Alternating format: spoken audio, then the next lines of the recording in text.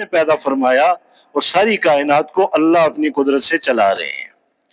ये सूरज खुद नहीं निकल रहा, ये अल्लाह के निकालने से तुलू हो रहा है। ये सूरज खुद गुरूब नहीं हो रहा, ये अल्लाह के गुरूब करने से गुरूब हो रहा है। ये चांद खुद नहीं निकल रहा, ये अल्लाह के निकालने से निकल रहा है। और ये चांद खुद गुरूब नहीं हो रहा, ये अल्लाह के गुरूब करने से गुरूब हो रहा है।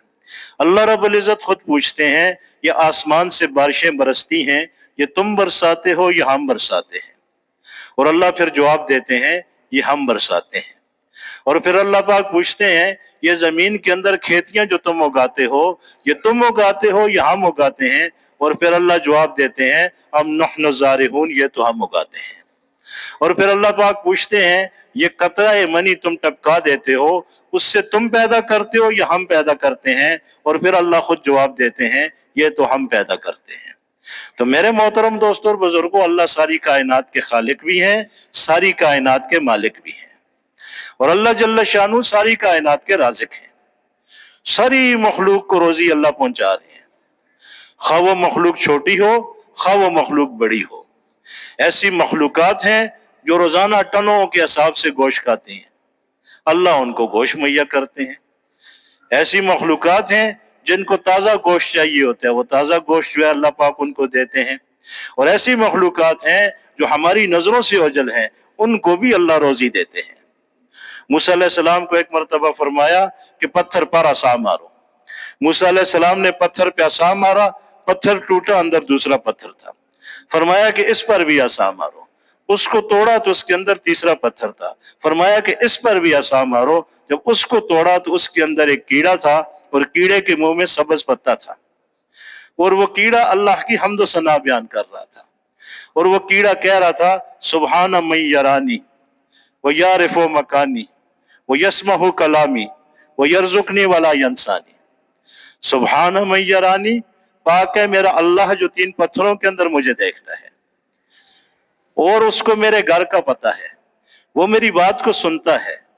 मुझे तीसरे पत्थर के अंदर अल्लाह रोजी पहुंचाते हैं और रोजी पहुंचाने में कभी भूले नहीं है कि इस पत्थर के अंदर एक कीड़ा रहता है जिसको आज रोजी पहुंचानी है।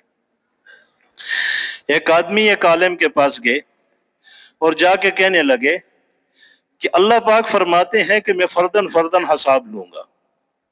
ये बात मेरी अकल के अंदर नहीं आ रही कि अल्लाह एक है, इंसान अरबों की तादाद में है और मजीद आ रहे हैं और पता नहीं क़यामत तक कितने आएंगे और कितने पहले गुजर चुके।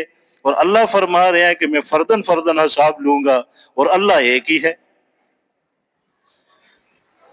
तो उन्होंने जवाब दिया उसको कि अल्लाह सारी कायनात को रोजी पहुंचा रहे हैं। कभी अल्लाह ने यह ऐलान किया है कि आज अमेरिका वालों की बारी है और कल रूस वालों की बारी होगी, फिर चीन वालों की बारी होगी, फिर हिंदुस्तान वालों की बारी होगी, फिर पाकिस्तान वालों की बारी होगी और हशरात की बारी होगी और इसी तरह जो है हवानात की बारी होगी और सबको मुख्तलिफ दिनों में मुख्तलिफ वक्तों में जो रोजी दी जाएगी। का नहीं, वो तो फर्दन फर्दन मिलती है। का वो रब जो रोजी फर्दन फर्दन देता है वो फर्दन फर्दन हिसाब लेने पर भी कादिर है। एक बूढ़ी औरत थी, वो अपने चरखे पे वो सूत जो काटते हैं ना, धागे बनते हैं, वो काट रही थी। तो उसके पास कोई आया, उससे पूछा कि अम्मा अल्लाह है या नहीं है? उसने कहा अल्लाह है। कि इसका सबूत क्या है कि अल्लाह है, दलील क्या है? तो कहने लगी मेरा ये चरखा उसकी दलील है। कहा अम्मा तेरा चरखा और अल्लाह के होने की दलील? कहा मैं इसको चलाती हूं तो चलता है और नहीं चलाती तो नहीं चलता। जब मेरा ये छोटा सा चरखा मेरे चलाने से चलता है और न चलाने से रुक जाता है, तो इतना बड़ा वसी निजाम कायनात बगैर किसी के चलाए कैसे चल सकता है? तो पूछने वाले ने कहा अम्मा ये बता कि अल्लाह एक है या ज्यादा है? उसने कहा अल्लाह एक है, वाहिद है, अहद है, दो हो ही नहीं सकते। कम्मा तू अनपढ़ औरत है, तू कैसे जो है अल्लाह की वादानियत की दलील दे रही है? क्या दलील है तेरे पास? उसने कहा मेरा ये चरखा। कम्मा तेरा ये छोटा सा चरखा अल्लाह के एक होने की दलील कैसी हुई? का इसको जब मैं अकेले चलाती हूं तो ये ठीक ठीक चलता है, میں چلاؤں اور اسی وقت میں کوئی اور چلائے تو نہ مجھ سے چلتا ہے نہ اس سے چلتا ہے، تو یہ سارا نظام درم برم ہو جاتا ہے۔ کب میرا یہ چھوٹا سا چرخہ، اس میں 2 ہاتھوں کی مداخلت آ جاتی ہے، اس چرخے کا نظام درم برم ہو جاتا ہے۔ تو اتنی وسیع و عریض کائنات، اس میں اگر 2 ہاتھوں کی مداخلت آ جائے تو کائنات تو درم برم ہو جائے۔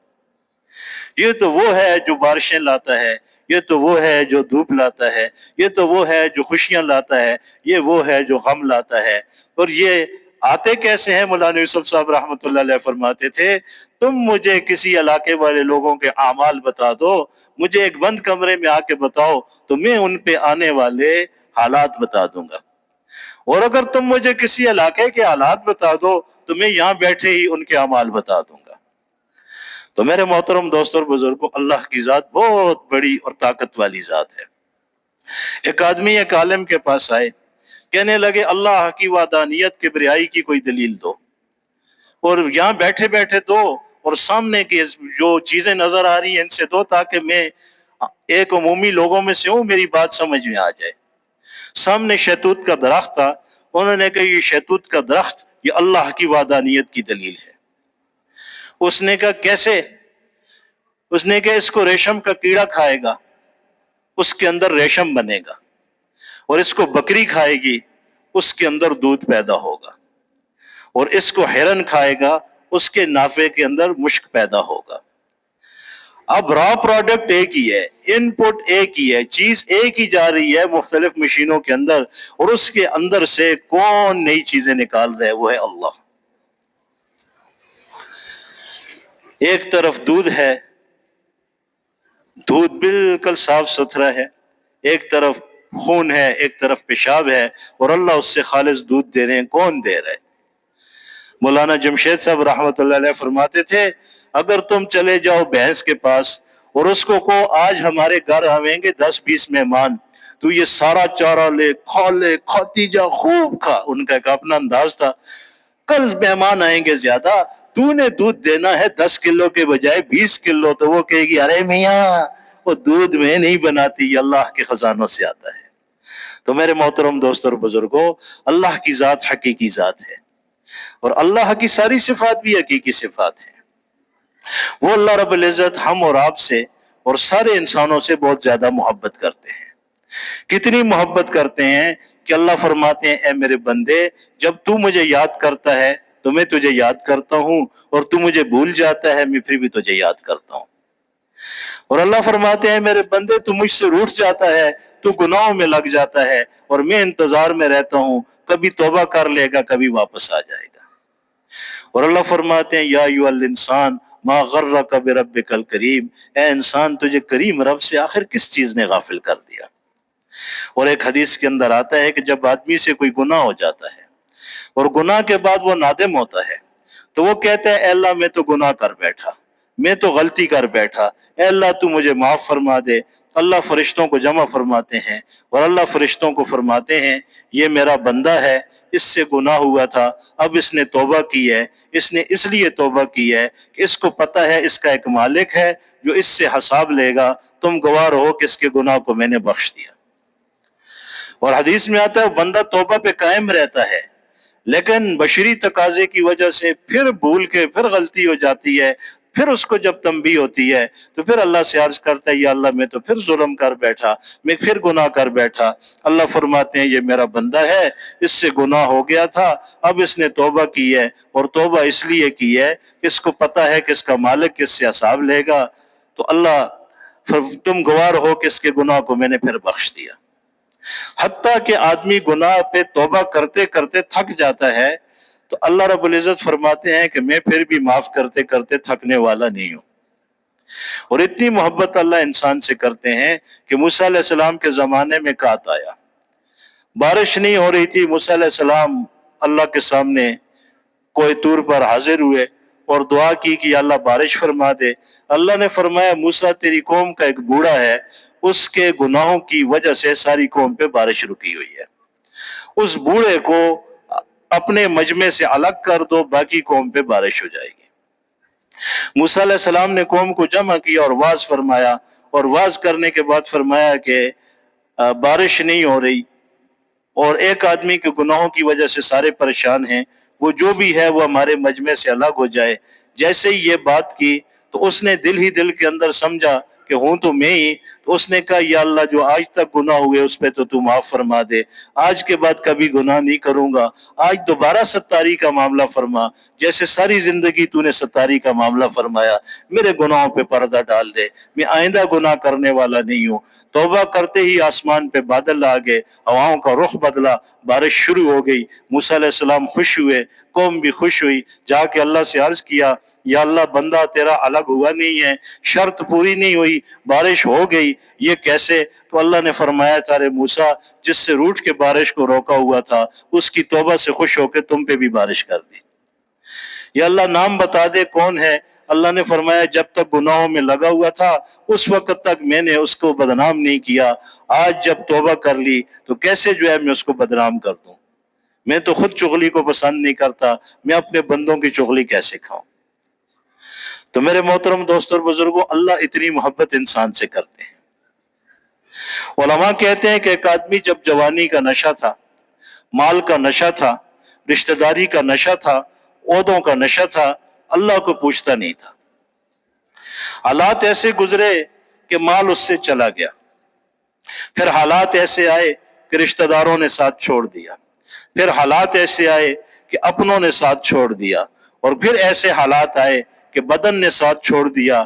اب جب بدن پاس نہیں ہے اور مال بھی نہیں ہے، رشتہ دار بھی نہیں ہے، آگے پیچھے پھرنے والے بھی نہیں ہیں، تو اب یہ تنہائی میں اٹھ کے اللہ کے سامنے کہتا ہے یا اللہ تیرا بندہ ہوں اور بوڑھا ہوں، تیرے سامنے ہاتھ پھیلاتے ہوئے شرم آتی ہے، لیکن ہوں تیرا ہی بندہ، یا اللہ تو رحم فرما دے۔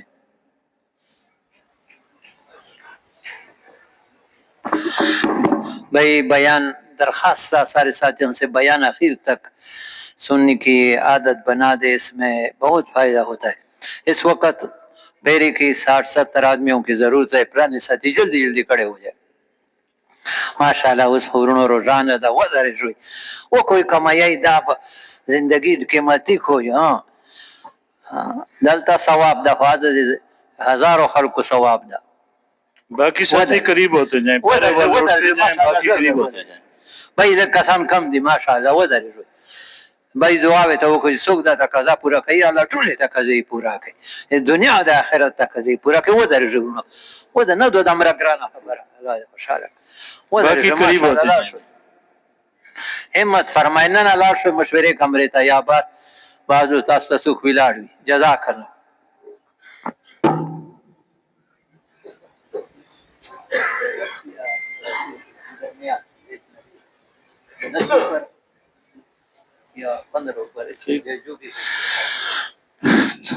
تو میرے محترم دوست اور بزرگوں، اللہ کی ذات انسان سے اتنی محبت کرتی ہے، اب وہ اللہ یہ چاہتے ہیں کہ سارے انسان دنیا کے اندر بھی کامیاب ہو جائیں، آخرت کے اندر بھی کامیاب ہو جائیں، اور اللہ رب العزت نے انسانوں کو دنیا اور آخرت میں کامیاب فرمانے کے لیے اپنا مبارک دین عطا فرمایا ہے۔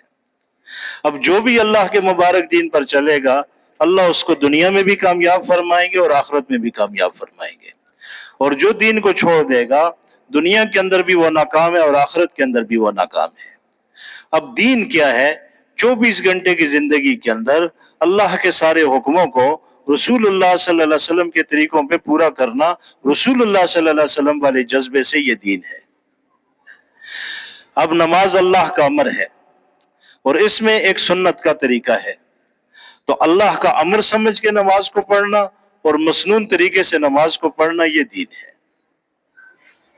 اس لیے مولانا جمیل صاحب رحمۃ اللہ علیہ فرمایا کرتے تھے کہ ہر عمل کو 6 صفات کے ساتھ کرو، جن میں 3 صفتیں تو ایسی ہیں جن کے بغیر عمل بنتا ہی نہیں ہے۔ وہ کیا ہے؟ صحیح یقین کے ساتھ عمل کو کرو، اور سنت کے طریقے سے عمل کو کرو، اور اللہ کو راضی کرنے کے جذبے سے عمل کو کرو۔ کہ یہ 3 صفتیں ایسی ہیں جس کے بغیر عمل بنتا ہی نہیں ہے۔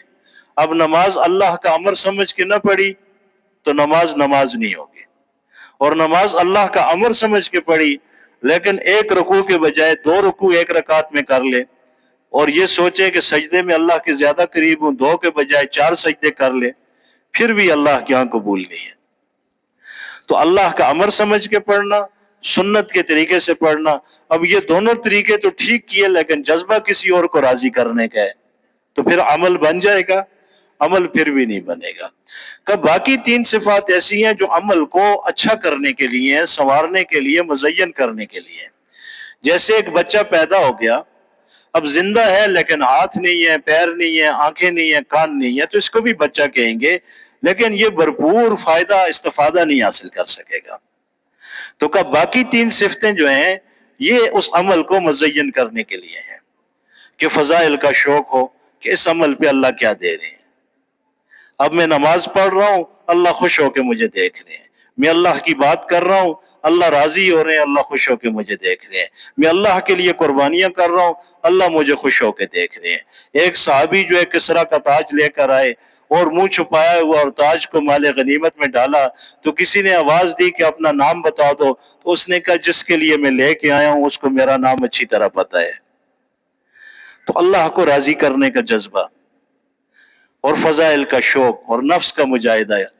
تو میرے محترم دوست اور بزرگوں، اب یہ ہے کہ 100% لوگ اللہ کے اوامر پہ آ جائیں. اس میں بنیادی امر نماز کا ہے.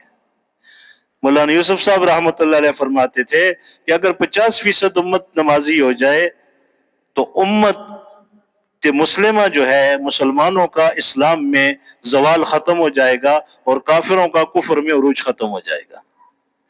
اور یہ 51% اگر ہو جائیں گے نمازی تو کافروں کا کفر میں زوال شروع ہو جائے گا اور مسلمانوں کا اسلام میں عروج شروع ہو جائے گا. اور مولانا الیاس صاحب رحمۃ اللہ علیہ فرماتے تھے کہ اگر آگ لگی ہوئی ہو تو گندا پانی بھی آگ کو بجھا دیتا ہے.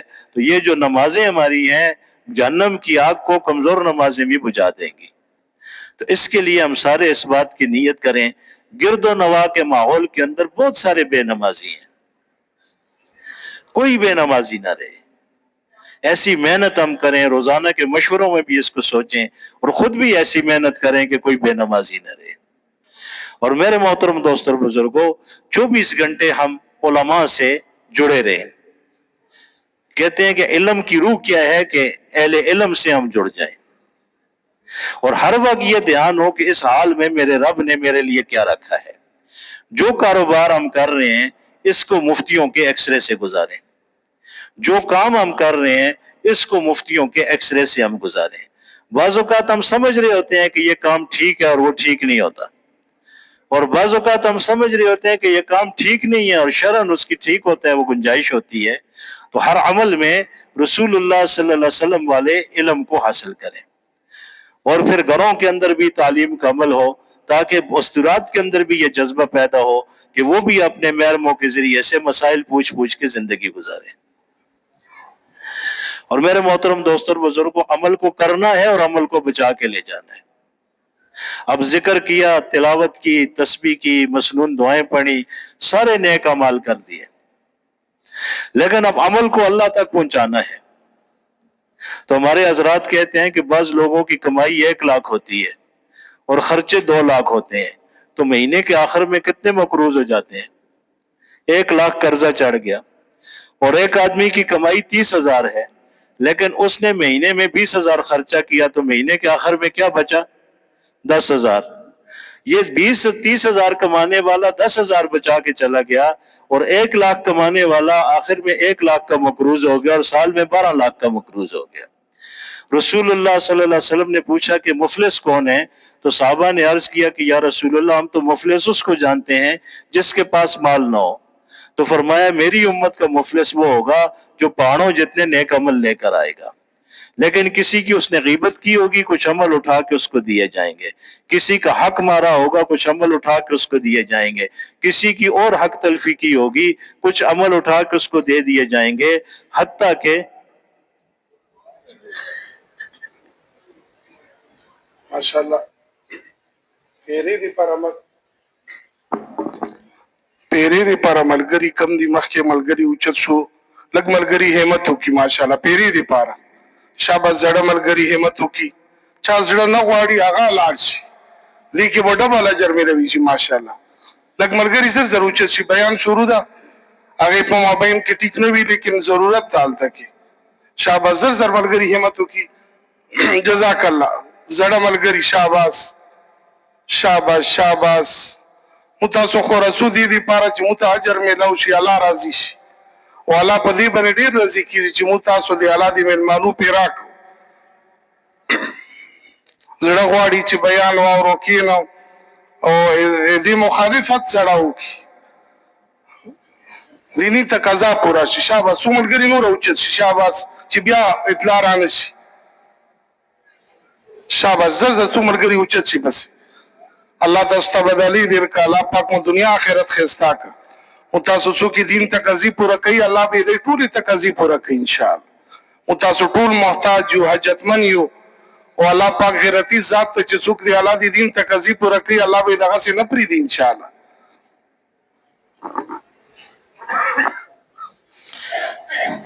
تو میرے محترم دوستوں اور بزرگوں اب اس کے عمل ختم ہو جائیں گے لیکن حق والے اب بھی کھڑے ہوں گے تو اب دوسروں کے گناہ اٹھا کے اس کے سر پہ ڈالے جائیں گے تو فرمایا یہ میری امت کا مفلس آدمی ہے جو اتنے عمل کر کے بھی جہنم میں چلا جائے گا تو عمل کو کرنا بھی ہے اور عمل کو بچانا بھی ہے اور مولانا احسان صاحب فرمانے لگے کہ ایک آدمی پیدل حج پہ چلا جائے ہر قدم پہ 2 کروڑ نیکیاں اس کو ملیں گی لیکن اس نے کسی کا 1000 روپیہ دینا ہے تو پیدل حج کی وجہ سے 1000 روپیہ نہیں معاف ہوگا وہ اس کو دینا پڑے گا یا اس سے معاف کرانا پڑے گا ایک آدمی پیدل سال کی جماعت میں چلا جائے اور افریقہ کے ملکوں کے اندر پیدل چلے مجاہدہ کرے یا پاکستان کے دور دراز کی پٹیوں کے اندر پیدل چلے مجاہدہ کرے اب اس تبلیغ کی وجہ سے پوری قوموں کی قومیں جو ہے وہ اسلام کی طرف متوجہ ہوں تو اس پیدل چلنے کا اجر اس کو ملے گا لیکن اگر اس نے کسی کی ایک بالش زمین دبائی ہوئی ہے تو قیامت کے دن اتنی زمین 7 زمینوں تک اس کی زنجیر بنا کے توق بنا کے اس کے گلے میں ڈال کے اس کو جہنم میں ڈالا جائے گا علماء نے حساب لگایا کہ کسی نے کسی کا ناحق روپیہ کھایا تو 700 مقبول نمازیں دے کے پھر جان چھوٹے گی تو اس لیے میرے محترم دوستوں بزرگوں عمل کا کرنا بھی ہے اور عمل کو بچا کر آخرت تک لے جانا بھی ہے اس لیے جو ہے ہمارے حضرات کہتے ہیں کہ آدمی اللہ کے راستے میں نکلتا ہے تو اعمال کی بھی پابندی کرے اور اعمال کو محفوظ کرنے کی بھی کوشش کرے کہ غیبت کا سننا بھی گناہ ہے غیبت کا کرنا بھی گناہ ہے بعض اوقات آدمی غیبت کر نہیں رہا ہوتا لیکن سنتا بڑے شوق سے ہے تو کرنا بھی گناہ ہے اور سننا بھی گناہ ہے ایک صحابی نے آ کے پوچھا یا رسول اللہ غیبت ہے کیا فرمایا کہ کوئی ایسی بات جو تیرے بھائی کو منہ پہ کرنے پہ اچھی نہ لگے وہ اس کے پیٹھ پیچھے کرنا یہ غیبت ہے تو پھر عرض کرنے لگے یا رسول اللہ اگر واقعتاً اس میں وہ بات ہو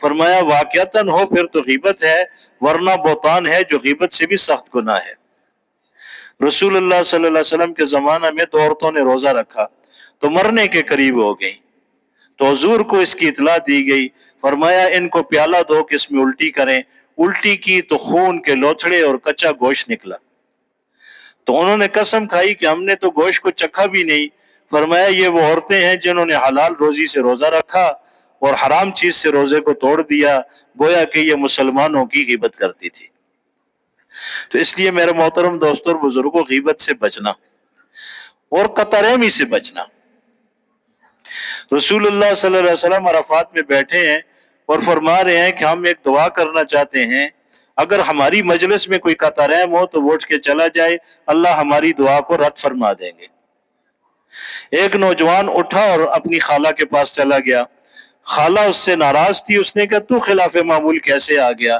تو اس نے کہا کہ خالہ میں حضور کی بات سن کے یہاں پہ آیا ہوں تو اس نے خالہ نے اس کو معاف کیا اس نے خالہ کو معاف کیا وہ واپس آ کے بیٹھ گیا تو رسول اللہ صلی اللہ علیہ وسلم نے پوچھا کہ میرے کہنے پہ صرف تم کیوں اٹھے تو وہ کہنے لگا جی میری خالہ مجھ سے ناراض تھی آپ کا ارشاد سن کے میں اس کے پاس خود صلح کے لیے چلا گیا میں نے اس کو راضی ہونے کے لیے کہا میں نے اس کو معاف کیا اس نے مجھے معاف کیا میں واپس آ کے مجمع میں بیٹھ گیا فرمایا تم نے بہت اچھا کیا اللہ اس قوم پہ رحم نہیں فرماتے جس میں کوئی قطع رحم ہو اور ہر پیر کو اور جمعرات کو اعمال نامے اللہ کے ہاں پیش ہوتے ہیں اللہ پاک مغفرت چاہنے والوں کی مغفرت کرتے ہیں तौबा करने वालों की तौबा कबूल करते हैं, लेकिन जिन मुसलमानों में 3 दिन से ज्यादा छूट छुटाव हो उनको अल्लाह पाक फरमाते हैं कि इनको इनके हाल पे ही रहने दो, इनकी ना मगफरत है ना तौबा कबूल है।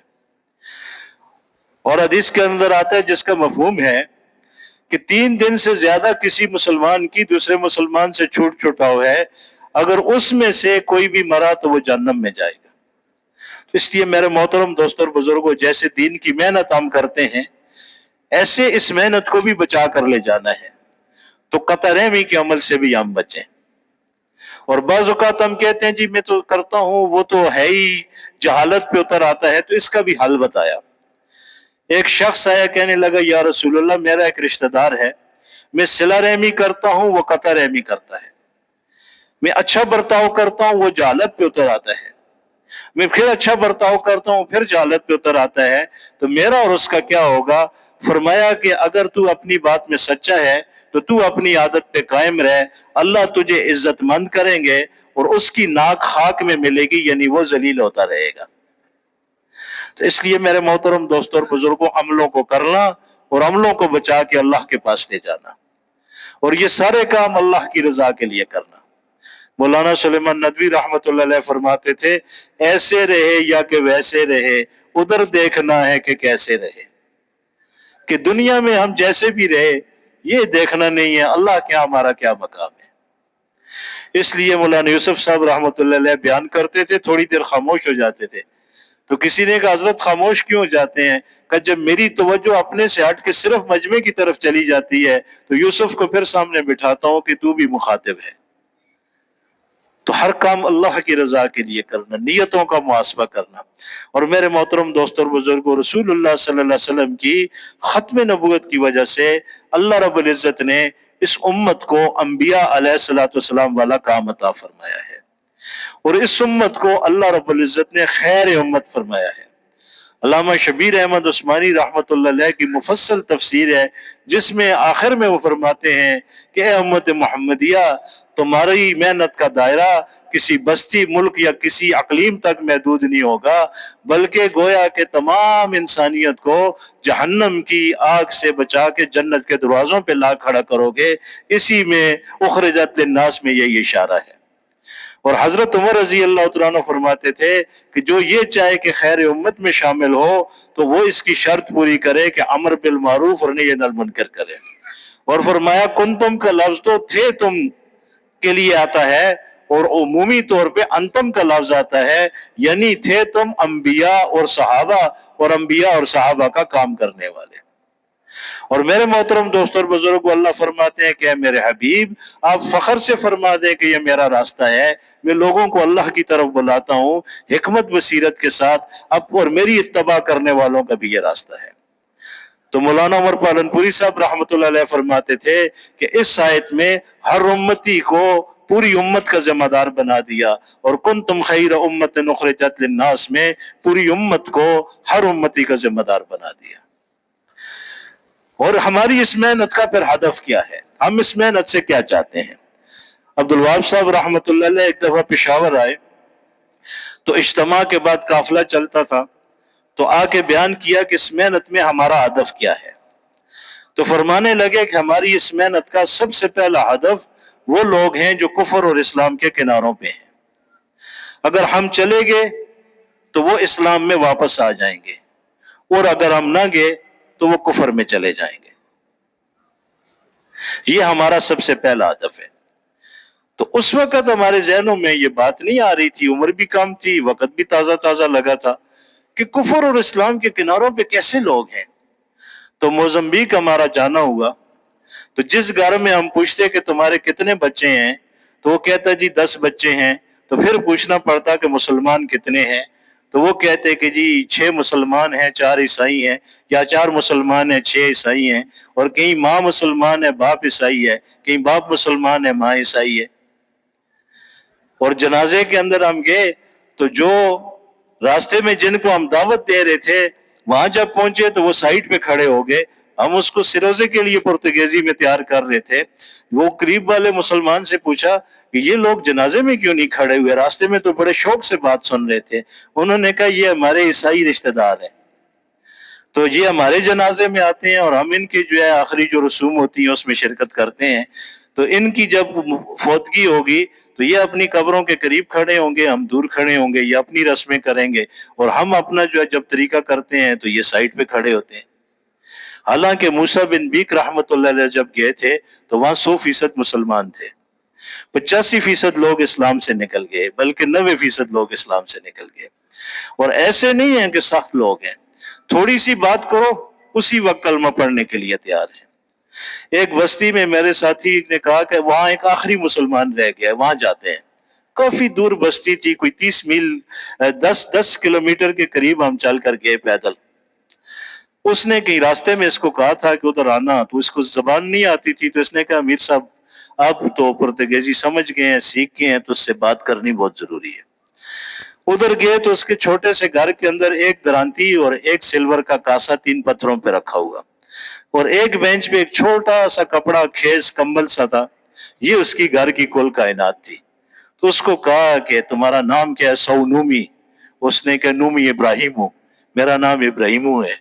تو پھر میں نے کہا کہ تمہارے بچے پوتے کتنے ہیں, ان سے ذرا بات کرو. اس نے کہا سب عیسائی ہو چکے ہیں. وہ پھر جا کے گیا تو بچے تو باہر گئے ہوئے تھے, جو پوتے وغیرہ بچیوں کو لے آیا, پوتیوں کو باہر آ کے بٹھا دیا. اب ان سے پرتگیزی میں بات کی 10 منٹ کی, اللہ ایک ہے اور طاقت والا ہے اور قوت والا ہے اور اللہ کا کوئی شریک نہیں ہے, اور تھوڑی دیر محمد صلی اللہ علیہ وسلم آخری رسول ہیں. اب ان کو کہا آپ بتاؤ کہ کیا ہے, تو انہوں نے کہا جو آپ کہتے ہیں ہم اس کو تسلیم کرتے ہیں, ہمیں کلمہ پڑھاؤ. اب یہ کفر اور اسلام کے کناروں پہ ہیں یا نہیں ہے؟ ایسے اور بھی جس سے تھوڑی بات کرتے, لیکن اگر عیسائی چلے گئے اور انہوں نے بات کی تو یہ مسلمان جو 6-7 گھر میں مسلمان ہیں وہ ادھر چلے جائیں گے. تو فرمایا ہماری اس محنت میں سب سے پہلا ہدف وہ لوگ ہیں جو کفر اور اسلام کے کناروں پہ ہیں. اور بہت سے ملکوں میں ایک ٹھاٹھے مارتا ہوا سمندر ایسا ہے جن کو اللہ کا تعارف ہی نہیں ہے. زندگی میں کسی نے ان سے ایسی بات ہی نہیں کی کہ اللہ کون ہے. دبئی ایئرپورٹ پہ ہم تھے تو ان سے بات کر رہے تھے, تو میں نے اس سے کہا کہ ما اسمک, تو وہ نہیں بولا. پھر انگلش میں پوچھا, وہ نہیں بولا. پھر میں نے کہا اس کی کوئی مسئلہ ہے, تو پھر میں نے اس کو اسپینش میں پوچھا, تو اس نے فوراً بات کی. میں نے کہا تمہاری زبان کیا ہے؟ اس نے کہا اسپینش. تھوڑی سی بات ہوئی, میں نے کہا زندگی کا کیا مقصد ہے؟ اس نے کہا کوئی مقصد نہیں ہے, کھاؤ پیو اور مر جاؤ. میں نے کہا کبھی تم نے سوچا ہے کہ کائنات کو کس نے بنایا؟ اس نے کہا تو پہلی دفعہ تم مجھے متوجہ کر رہے ہو کہ کائنات کو کس نے بنایا ہے. پھر اس سے تھوڑی بات ہوئی تو بہت متوجہ ہوا. اس نے کہا تو بڑی زبردست باتیں ہیں. تو فرمایا کہ ہماری اس محنت کا سب سے پہلا ہدف وہ ہیں جو کفر اور اسلام کے کناروں پہ ہیں.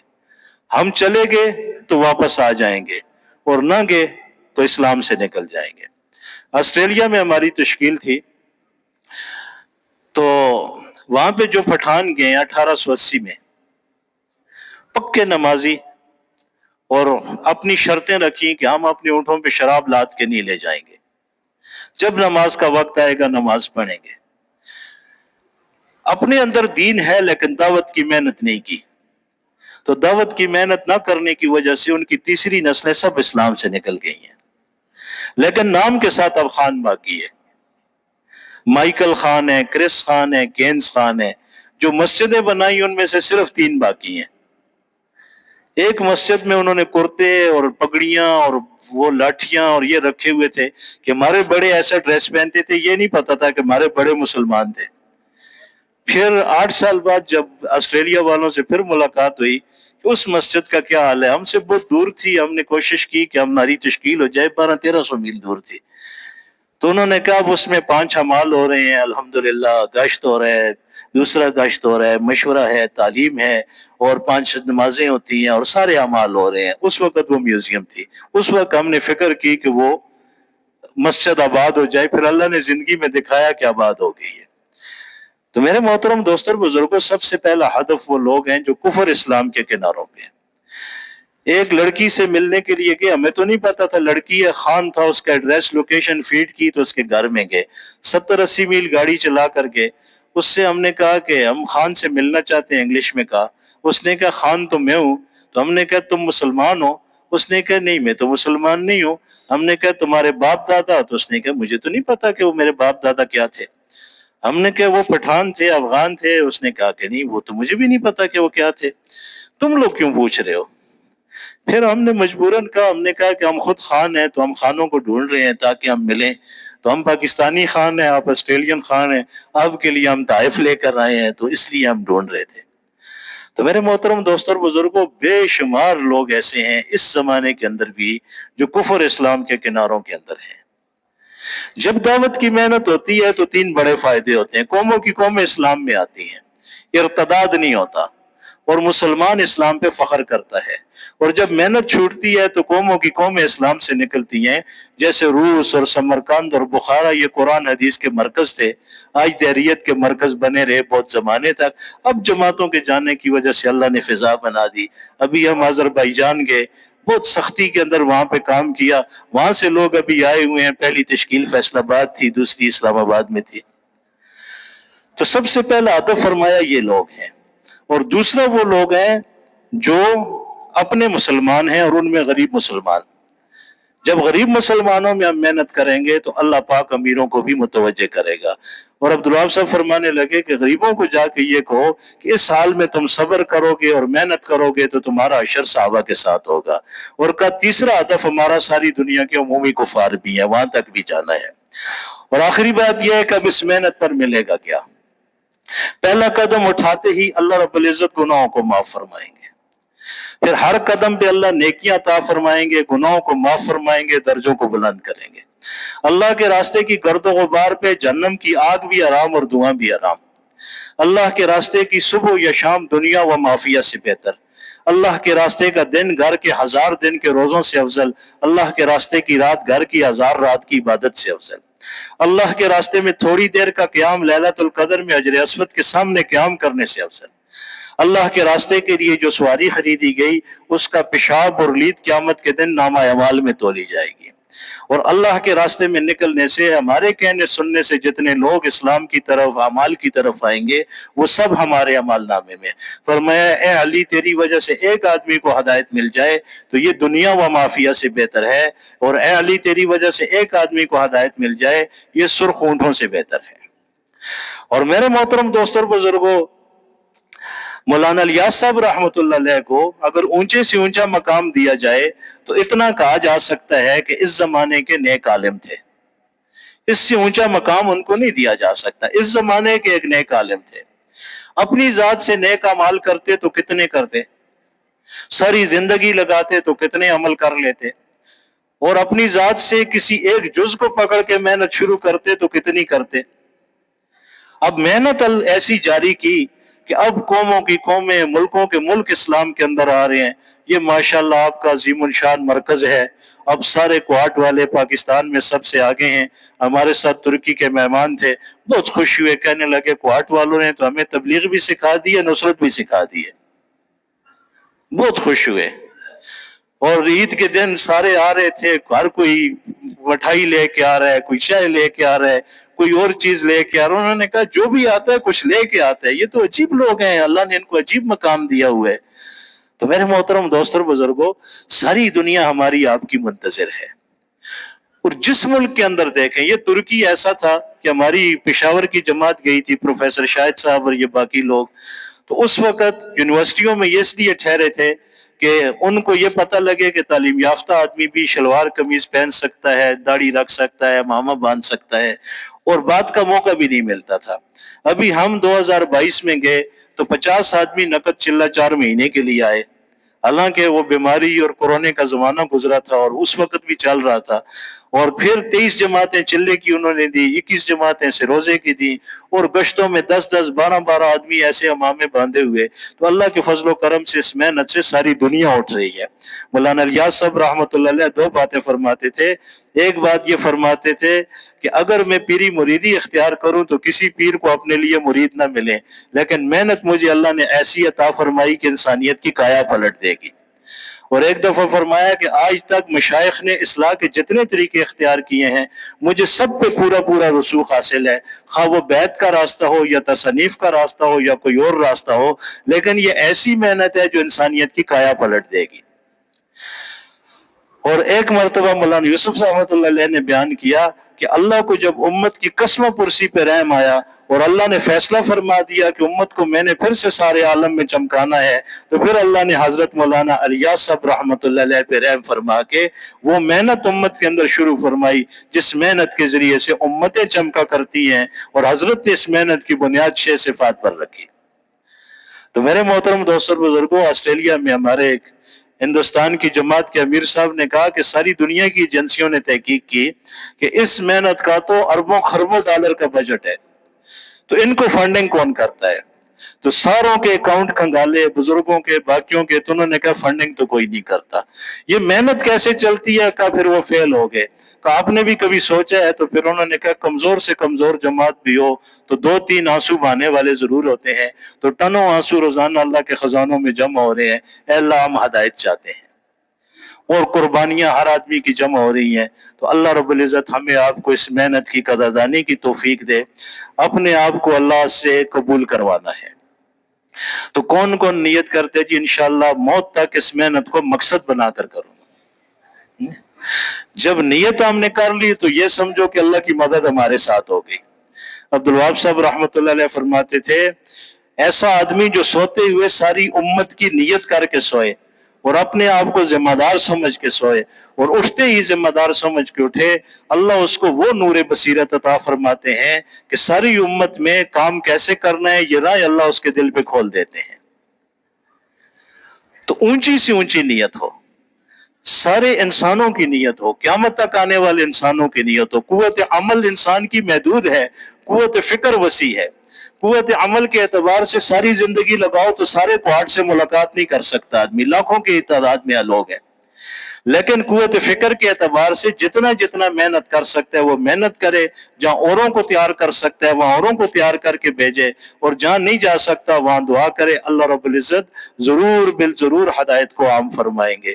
تو انشاءاللہ مغرب کے بعد بیان ہوگا، ابھی پرانے احباب کا جوڑ ہوگا، 31 مارچ کی عصر سے پرانے احباب کا جوڑ ہے، 5 اپریل کو انشاءاللہ دعا ہو جائے گی، جس میں 4 مہینے